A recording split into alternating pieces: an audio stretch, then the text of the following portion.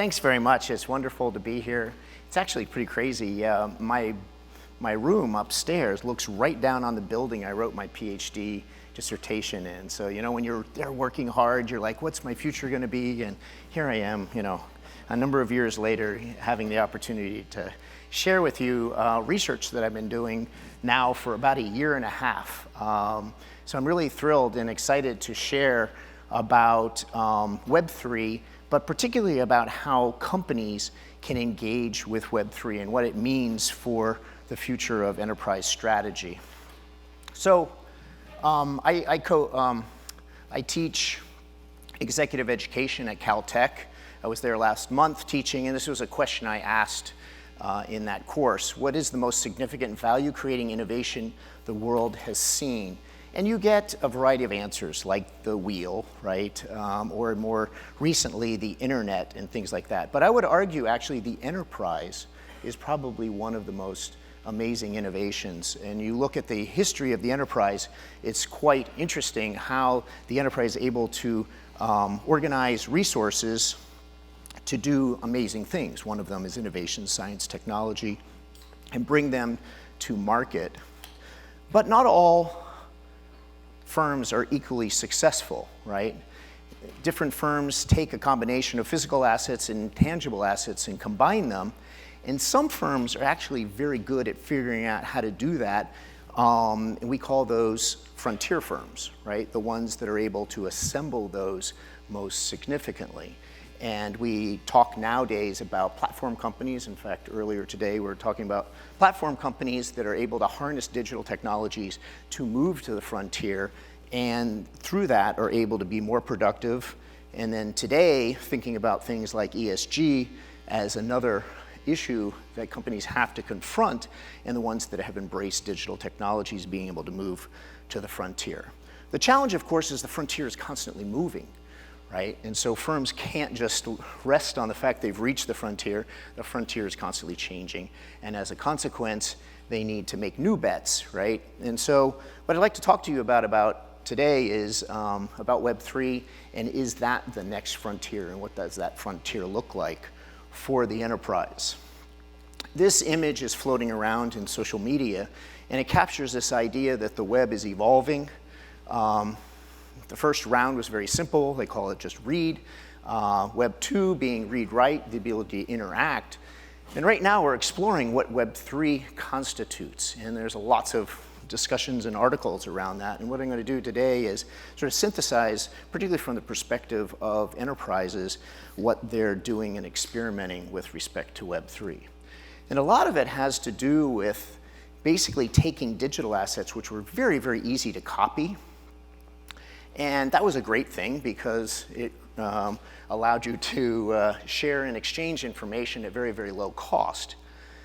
But it also had the downside of being very easy to take advantage of that in ways that violated copyright laws and other things. And so that would lead to an underinvestment in valuable digital assets because they could be copied so easily. So the innovation that's happened recently is to be able to assign scarcity and value to these digital intangible assets. And that's really taken off just in the last 3 years or so. And this is this field of what they call non-fungible tokens, which are taking digital assets and assigning them through the application of blockchain technology that can take the form of lots of different things, including digital artwork, videos, music, access to things. So there's a whole host of ways that you can take advantage of the ability to use blockchain to assign unique value to this kind of digital asset. And this has led to now a building. So the blockchain was introduced about almost 20 years ago now, but there's a lot of innovation that's taking place. Building on top of blockchain technology, these layer 2, and then a whole host of applications that are being built on top of that. So a nice framework to think about this is the layer 1, which sits on the internet, right? And then you have blockchain layer 1 on top of that, and then layer 2 are these protocols that are evolving, Ethereum being one, which enables you to write smart contracts, and then a whole host of related applications on top of them. And this is leading to an explosion of ecosystems. I'm just showing one here. There are many of them, Tezos, Solana, others. So this one is called Flow, and it came out of a project called CryptoKitties, and then it really exploded with the introduction of Top Shot, which was using video moments in basketball. But there are now over 100 projects on this and 39 marketplaces where you can exchange these assets.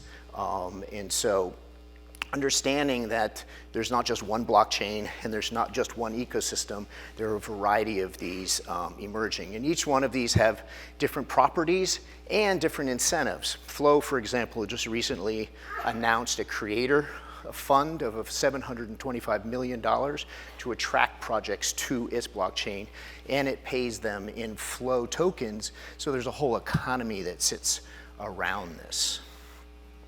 And this is going to allow lots of changes, and I'm just going to give you one example.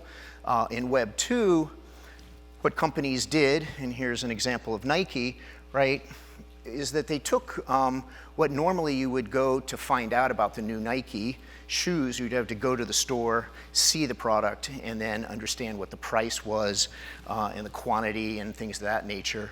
Web 2 moved that to the internet, but pretty much the same kind of engagement model, right? They had prices and whatnot, and so now people are going to the store less to discover than to see or experience. And so companies now are moving and evolving to a really interesting. So stores now are going to have less and less product and more experiences in the physical store that are going to mirror experiences that they're creating in the metaverse. So last year, Nike announced in Roblox a store called Nike Land, and just in the first 4 months, 6.7 million people visited that store, right, to see what was there. But what was interesting is they also recreated aspects of that metaverse store in their physical location, in their flagship store in New York City, right? And so we're going to see a transformation of these flagship stores becoming experience locations that are going to have a connection back. So it's not the metaverse over here and our store over here. There are going to be things you can do in the metaverse that are going to earn you rewards that you can then redeem in the physical store, or you go to the physical store and redeem them in the metaverse. So there's going to be this exchange between these two spaces. So more and more brands now are exploring how NFTs can be used as points of customer engagement. So Lamborghini is one of them. They hired an artist who went to their factory and spent 2 months photographing 1,200 parts associated with the vehicle and reassembled them into this collage in space. And then there was an auction run. And there was only 5 of these available, and those 5 generated $650,000 for Lamborghini. Nike has probably been the most successful in this space. This is their Clone X project, which are avatars that you could purchase. They sold them for just over $2,000 per NFT. So the NFT is the avatar. And they minted, I think it was 19,400, and they generated almost $40 million in this one raise of money. So what's interesting is that marketing traditionally was a cost center. You can actually design your marketing campaigns to actually generate revenue, but in the process, you're also setting up expectations that you're going to provide utility to those owners of those assets. And different companies have been, different levels of success in their ability to offer that utility back to the owners. Another one was Budweiser. They have a new product called Bud Light Next, which is like a 0-calorie drink. And they ran around the Super Bowl last year, this one, and they minted 12,580, and they generated $5 million in that, that drop. Now, there's some really interesting things you can do with NFTs once they're out in the market and you have what they call them holders, your NFT holders. So Nike just did what they call a forge, in which the owners of the previous drop were then eligible to engage in this next round. In this case, when you got the NFT, it was the ability to get a physical item that actually was embedded with a near-field communication chip in the actual hoodie. That was the physical attribute. Now, what's pretty cool about this is that it was then connected to AR. So if you wore this hoodie and you had that AR, you could then sprout digital attributes like wings. Like, super interesting, right? So here's a combination of having an NFT that gives you access to, a community, and that gives you access to new merchandise that a company is rolling out, and that merchandise will then have various attributes that allow you to basically dress your clone, right? So you remember the first thing that Nike put out was that avatar clone called Clone X. And now they're putting out merchandise that allows you to have a digital version, but also a physical version of that. And the physical version has digital attributes that are enabled with AR technology. So this has really big opportunities to change the way that companies engage with customers, right? We've seen in Web 2 influencers being very important, so lots of brands will hire influencers to push out the narrative and discussion about their new products and other things that the brand is interested in engaging communities with. So Web 2 really led to the rise of these mega influencers. But with Web 3, you're seeing a much more decentralized, and also it isn't just about receiving what the company is telling you and then maybe responding on social media, but you also own the potential assets, right? And so that opens up new opportunities for brands and how they engage. And I think really the goal is how brands become platforms through their social engagement. And it's not just about selling their products, but how they engage and potentially co-create with their customers. Here's kind of a list of 6 major car manufacturers. You don't hear too much about the car manufacturers, but they're in this as well. Many of the top ones have issued NFT projects: Mercedes-Benz, Alfa Romeo, Lamborghini, Chevrolet, Kia America, and Porsche. Some of them are commercial, some of them are charity-based, so that's an interesting and important distinction. Many of them are collections, but in some cases, they can also be about how to change the value proposition of their products. So Alfa Romeo put out an NFT that could be updated based on your maintenance, and if you stayed within their service network, then you would be able to upgrade your NFT and show the history of how you've maintained that vehicle. The value proposition being that you could potentially resell that car at a higher value if you had a very good maintenance record associated with that. So that's pretty interesting because it benefits the customer of the vehicle, but it also benefits Alfa Romeo and their service network, right? And so you could begin to see companies understanding about how to use these NFTs as a way to maintain their customers within their overall ecosystem. So here's a pretty complex project that Mercedes-Benz did, and this led to a raffle associated with this vehicle, which I didn't know very much about until I started studying this because it's out of my price range, but it's pretty expensive. It's $130,000 to $160,000. And they commissioned 5 different artists to issue different NFTs, and those NFTs had different both min count and prices, and if you had the right assemblage, then you would be eligible to enter into the raffle, and it was a big complicated thing. What was pretty interesting about what they did is that some of these were fixed mints, that there would be no more produced, but a few of them were open mints. You can see at the bottom there, the Dreamland and the G-Class. These were open mints, and basically what they set it up is when the sales reached $1 million, then they would trigger the raffle. which encouraged people to come in and say, hey, buy these. So the owners of the initial NFTs had an incentive to go out into the market and get people to come in and buy the secondary NFTs. So there's some really interesting dynamics about how companies can encourage and incentivize behavior of their customers in ways that benefit the brand.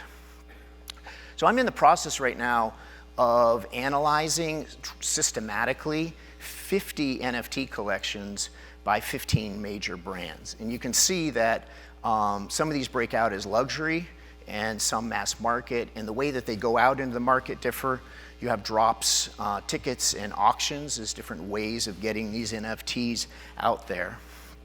And so far, these projects have generated, at least the luxury ones, in primary sales, and this is the revenue that the company captures, is 113.6 million, and in the case of mass market, 21 million. And then there's the secondary sales, and you have to be very careful when you watch the mass media. Sometimes they lump these two together, because the companies, unless there's a royalty payment back to them, they don't capture very much, if any, of the secondary sales. These are the holders of those assets can resell them in the market, and they capture most of the gains of this. So there's some very interesting dynamics related to who actually is benefiting from these NFTs and how those economies work. So this is a map that shows a lot of them are free. So the initial, they don't actually charge, they're actually putting them out into the marketplace. Then whoever captures them can then resell them if they want, or keep them. And so those are the ones down there at the bottom. You can have very high mint, right? I mentioned some up to 30,000. Or you can have very low mint, and so there's a number of projects that only have one NFT. So Lamborghini did one NFT that sold for $1.6 million. So they can go for a very high price. So that's the one way up at the top there. So it's all over the map in terms of what these companies are doing, how many they're putting out in the market, what they're charging for them, et cetera, et cetera. Now, when you really dig into this, you begin to realize how complex this is. When you do these projects, you actually have to design what the token is itself. There's a purpose, there's governance around it, there are functional parameters, and then there's technical parameters. And so we've calculated in terms of token design, if you take these elements and you look at all the possible combinations, you're confronted with over 6,000 possible choices that you have to make. And so right now, I would fathom, based on what I've seen of companies, is that they're kind of just throwing darts at a board right now. But over time, they're going to learn and become much more systematic in thinking about what is the right token design for the purpose that I'm trying to achieve. Now, it gets even more complicated because it's not just the token design that matters, but also how it's delivered, and I'll talk about this in a second. But this is a mapping that I did of one of the NFT drops, which was the Bud Light Next token. And you can see all the different choices. The ones that are associated with this particular NFT collection are highlighted in blue. But there's lots of other choices they could potentially make. Now, as I mentioned, the token design is just one component of this. The other is, what do you do with the token, and what opportunities do you allow for it to trade? So the rise of NFTs has also led to the rise of NFT marketplaces. And there are dozens and dozens of these around. There's probably over 150 of them. So I've started a database to collect the various NFT token marketplaces. And you can think of them in two ways, and I've written a Harvard Business Review article that kind of lays this out, called Making Sense of the NFT Marketplace. You can have very broad ones that cut across multiple sectors and are basically there to facilitate transactions. So OpenSea would be a good case of that. On the other extreme is where a brand or company would hand over almost the entire project to what you might call an NFT solution provider, right? So this is, or NFT managed solutions, right? Where they would do the design, they would do the marketing, They would help build the community. They would actually manage the marketplace where the tokens are traded. And so those would be the full service provider. So brands also have to choose, do I go with just basically a transaction-based approach, or do I go with a full service, and what are the elements of that? Some of them create dedicated marketplaces just for their company and those particular collections. Others get lumped in with other companies that are doing them as well. So lots of interesting questions around design.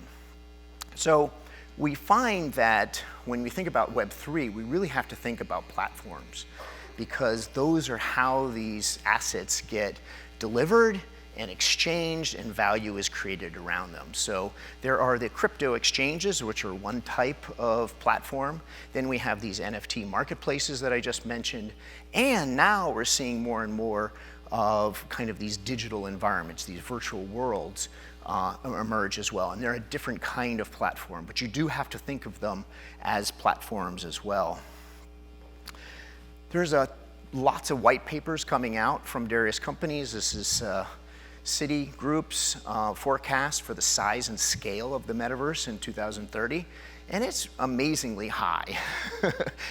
They're talking between 7.7 and 12 or to 13 trillion dollars of economic activity that they believe is going to happen in the metaverse.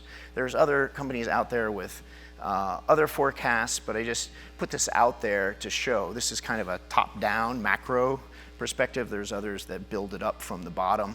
But this would include hardware as well, so this isn't just the digital components, but also that. Here are three of the leading metaverse platforms out there. One is Decentraland, the other is Sandbox, and then you have Other Side, which is the Bored Ape Yacht Club project as well. And they all of them issue tokens, right? And those now, and I just did this, I just looked it's 2 weeks ago, so this is pretty recent. You're talking $4.4 billion that they've raised from holders. And this is to purchase land. And because these metaverses have a specific plots, and you can see the plot count right there, there's only so much land that's available. So when we heard earlier today about scarcity, this is what they're talking about, is you can construct scarcity in a digital environment, which was extremely difficult, if not impossible, in the past. And because it's tokenized on the blockchain, you can actually trade these and trace them and do all sorts of things that allow for value creation by third parties. So it really gets into, third-party value creation and network effects associated with these various platforms. This is the classic flywheel that often gets attributed to Jeff Bezos at Amazon. But what's really interesting, I think, is not the traditional flywheel, but how these virtual environments can create new network effects, right? So the existing flywheel will exist, but I think a lot of what Web3 is exploring, are there new ways of creating network effects, and are they different? And if so, how? And how do you optimize them? So I think this is really the frontier right now, is exploring how does that change my, there's articles, there was just one in the New York Times about a lady reporter who went into the metaverse and talks about her experience. But really what's going to drive this is if there's commerce, if there's a way to exchange real value. And so once this happens, this is really going to take off. And I'll show you a stat in terms of that. So in terms of preparing the enterprise for Web3, obviously thinking about the strategic objectives, the token design, the platform strategy, the ability to execute. What's really interesting is you see job postings now. Gucci just hired a head of metaverse. A bunch of other companies, Live Nation, Ticketmaster has just hired somebody with a specialization in NFTs. So companies are now building teams and going out into the market, see if they can find people who can run these programs, and starting to invest and place bets and experiment in this space. And that's from the company's perspective. Now, if you look more broadly at this bigger trend of ecosystems, and this comes from a report that McKinsey put out, but it talks about how industries now are beginning to cluster around ecosystems. And so you have in the lower left here, the B2C marketplaces. Those are the ones that we often know about, Etsy, Amazon, and others. And then you have the huge growth in B2B marketplaces, and they're even expected to be bigger. The estimate here is $17 trillion in value. And then you have B2B services and whatnot. What's really interesting is this is done before really thinking about what tokenization does to this.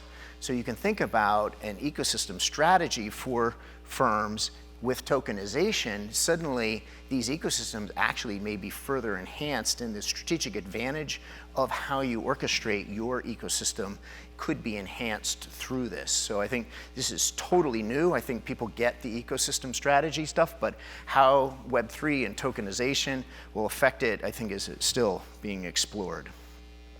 Here's just one of several forecasts that are coming out now about how much business activity will happen in the metaverse and in virtual stores. It's very expensive to have brick and mortar stores, but they're very valuable. So you may see a realignment where, to grow your company, building a new brick and mortar store in a small town doesn't make any sense anymore, but you want to maintain your big flagship store in the bigger cities. You can still reach your customers through virtual stores in really interesting ways. So we're going to see an explosion of growth in virtual stores, some of which will be in these metaverse environments. There's also a lot of interest in how you can tokenize basically illiquid assets and create whole new value. This is a new report by BCG that estimates that there's going to be $16 trillion in business opportunity by 2030 through tokenization. And you can see how small the numbers are, and they're estimating that this is really going to ramp. So there's a ton of innovation that's happening to create the foundation on top of which these types of activities and business value proposition are being built. And the governments are watching as well. And so some of them are starting to think about what is the regulatory environment that should govern this. On the other hand, there are sort of governments seeing this as an economic opportunity, and they want to be a part of it. So South Korea, Japan, China, and even Europe have announced programs to actually try to encourage this, attract, and make sure that they're part of this. So government engagement is going to be important as well. Now, there is a tremendous amount of controversy about Web3 and very conflicting views. You've got the bears who say this is going to remain niche. These things called digital autonomous organizations aren't going to gain traction. Digital wallets, they're interesting, but they're going to be slow to get mass appeal.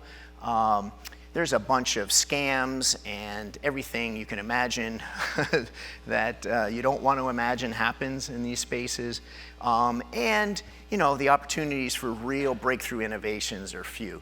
So that's one camp. There's another camp that says that we're going to see very rapid mass market adoption.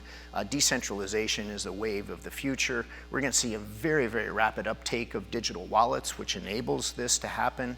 And this is going to be embedded in the culture. We already see what Nike is doing, and it's incredibly popular. Young people are going to embrace this, and it's not just companies selling tennis shoes. Universities are going to adopt this as well because it's a way to educate people. And then we're going to see tons of innovation and breakthrough. So the question is who's right, and how do you make your strategic decisions as a company? So one is trying to think through, are we going to see low adoption or very high adoption over the next, six years or so to 2030? And then what is the degree of centralization or re-centralization? Are we going to see, a highly decentralized world as the proponents of Web3 articulate, or is it not actually going to happen? Or are the big tech companies like the Googles, Amazons, and Facebooks, are they going to adopt this and re-centralize actually? So I've been working on some scenarios to map this out because it's very difficult. You can't really predict which way, so it's better to adopt kind of a scenario. So one possibility is rather than having this world of interoperability that people say we should have, the reality is we may see very much like we do see in cloud computing, where we're seeing camps of companies that develop a dominant position and they have strong economic incentives to create their own. So then we'll see tribalism, network tribalism emerge. So that's one scenario. Another is that they just can't fix the grifting, the fraud, the hacks and the attacks, and there isn't mass adoption just because it's just not secure enough, and you don't build the confidence for mass adoption and big companies to really put their muscle behind this. So we call that the great rug pull. Another would be that, yeah, we fix those problems, and we do get interoperability, and so we do get this vision of decentralization and rapid take-up, and it just opens up huge opportunities for people to participate and engage in co-creation and ownership in a way, and in digital identity and data sovereignty, all these things that we talk about. And then a final one is that governments aren't going to just watch this happen on their own. They're going to get in the game as well, and we could see what you might call digital industrial policy, where governments intervene and you get more of a nationalism, and you can imagine crypto Inc. type of outcomes. And so those are ways of thinking about it, and so this is how you would map this, both on the adoption low to high, and then on governance from re-centralization to decentralization. So there's many ways that this could play out. I think it makes a lot of sense to explore these. Which one does your company believe in? What are the blind spots and whatnot to think through? Because I think there's a lot of evidence that this is going to be part of the next frontier, and thinking about how you invest in this space and how you position could be a big deal for the future of your company. So that's my time, and so I guess we'll go to questions. Yeah? Thank you. Wow, good question. Where are NFTs in the Gartner hype cycle? I actually think they're way low. We're not up here, not even close. There's so many different ways you can use NFTs. One of the things that has really become clear to me is I showed that chart on the token design and how many different ways tokens can be designed. We're just scratching the surface on the opportunities. Yeah, there's a bit of a hype around these really high-priced sales, but you have to understand why that happened. That basically was play money that arose from the rise of Bitcoin. And so you had a number of players that had made huge wealth gains, and they had nowhere to spend it. And so when NFTs came along, suddenly they were just throwing money at things that made no sense to normal people. So I think that phase is done, but we're going to open up a new phase. So I would say we're very low on the real hype, that is potentially associated with that. Do I own any NFTs? Yes, I do. Some of them are not doing very well. So I actually have a bone to pick with a few companies. My thought was that big brands would do this right. And so if I bought NFTs associated with big brands, I was safer and I would get more utility because, they have a reputation to uphold and whatnot. That actually turns out to not be the case. There are quite a number of companies that have put out things, they've raised a bunch of money, and they call them rug pulls for good reason, is that the holders are going, hey, what's the beef here? So yes, I have learned from buying these, and I'm a smarter investor for it in the future. Do NFTs actually reflect the value of the company rather than art? So value is super hard to distinguish, because one of the things that's interesting is an NFT doesn't have to be just what you see in what you initially purchase. There can be a whole roadmap associated with an NFT that actually gives you a gateway into a set of experiences and engagements with a company. So I think the best projects, like I mentioned the Nike project, is that the initial buyers bought in the anticipation of opportunities, but they didn't know what they were, but they had confidence that something would happen. And I think Nike has done a very good job of keeping them on board and engaging them, and they've actually created a creator community. They're one of the few companies that have pursued a platform strategy in which it wasn't just you buy what we deliver to you, but you buy the original thing and then you supplement it with your innovation. So there's actually a ton of innovation that's happening around the project. So I actually think value is hard to say. It really has to do with the vision and the commitment and the way that a company has an idea of bringing in their community and their customers into value creation opportunities. So that one's a tough one.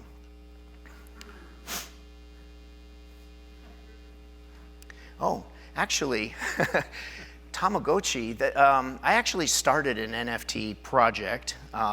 It's called MyLearningNFT, and it was actually inspired by Tamagotchi, which is this idea that if you don't feed it, it will die. So at the MIT Platform Strategy Summit this summer, we do this event once a year. We issue the participants an NFT, okay? And then when they leave, if they do nothing to sustain that NFT, it will automatically degrade. Just like the Tamagotchi, if you don't feed it, it would die. So education is kind of like, you know, maintaining the health of something. So we're now experimenting with this, and we're finding that some are very active, right? They learned what we did at just like today, learned new things, and then they have gone off, read articles, and then they could submit that, we verify it, and that maintains or boosts their NFT. And so the idea is that next year when we hold the MIT program again, we'll give those that have their NFT at the highest level a reward, which is a 30% discount on attending next year's summit. And I can now tell who are the most active learners and most engaged. So I could probably find a sponsor who would love to have those people at a dinner, right? And so there's lots of ways you can reward continuous education. So I'm actually very interested in dynamic NFTs, not just static NFTs, because it can be a way to reward the kind of behavior you want. And so you can imagine in a company that spends huge amounts of money on, you know, educating their executives, if you assign an NFT instead of these static things you see on LinkedIn. And in fact, you see MIT and Harvard all over the place, right? Because people take these short courses, but you have no idea if they've maintained their education, right? So I think there's so many interesting ways you can use NFTs to see who's actually performing and then reward that performance. And so I would love to see ESG actually apply this, because sustainability and, you know, helping our planet isn't a one-time event. It's a continuous event. So thinking about how you could use NFTs to reward engagement on an ongoing basis, I think, is super big. Yeah, the greater fool theory. That's one type of NFT, so I don't disagree with him, but I think that is completely missing all sorts of other applications of NFTs. These kinds of things get huge media attention because Bill Gates is supposedly rich and also smart, but I think that this is a narrow slice of what's happening. You probably saw that one of the Kardashians was just fined, you know, for a pump and dump scheme. So as I mentioned, that's why we have a great rug pull scenario, is that we could see this kind of just fizzle because of lack of trust. But I think that there's so many other applications that this is a mega trend. It's not just a flash in the pan kind of activity. How can you tell or distinguish between real Web3 innovators and scammers? Wow. Real innovators and scammers. You know, people get value in different ways. So what is one person's scam is another person's, you know, love. So I don't know exactly how to answer this one. There are certainly scams out there with hacks and theft and things of that nature. But I would say that that has induced a huge amount of investment. And so we'll see, you know, over the next 2 years, if the blockchain can solve some of these problems. And there's actually some really good articles that explain exactly how these hacks happen. And more times than not, it's not the technology, it's the humans, right? They use these phishing things and they get people to give up their passwords and things of that nature. They represent a ton. So are we gonna get away with human naivete? And that's another question, but there's a lot of concern and investment going into that, and so hopefully they manage it. If they don't, then this is not gonna take off, right? It's not all art. NFTs actually, as I've tried to point out, like the Alfa Romero case, is a way to verify whether or not you're actually maintaining your vehicle. And that has value, and especially if you can put it on a blockchain so that it's impervious to fraud, if that system is working well. And so it can also be used as a way to enhance assets. It's not just about digital art, music. There's the whole space of how creators can get properly rewarded. And if you're producing digital goods like music, lots of creators have had a real hard time getting fully paid for that because it's so easy to copy their work. And so there's a lot of people looking at how NFTs can be used to better reward the creators for the work that they've actually done. So with that, I'll finish. Thank you so much. This has been great.